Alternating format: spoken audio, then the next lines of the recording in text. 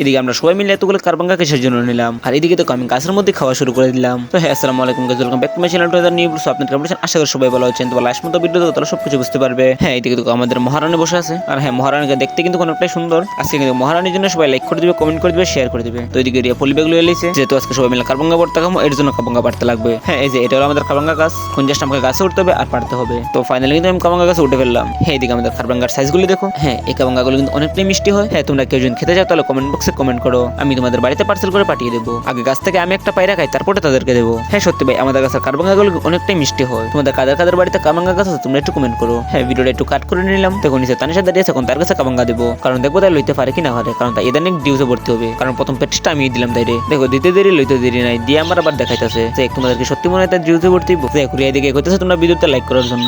এখন তোমরা ভিডিওতে লাইক করে তাড়াতাড়ি করে ভিডিওতে লাইক করে দাও। আজকে আমরা ব্লগটা শেষ করে দিলাম। হ্যাঁ, আমরা কি করলাম না করলাম তোমাদেরকে নেক্সট ভিডিওতে দেখাবো। আল্লাহ হাফিজ।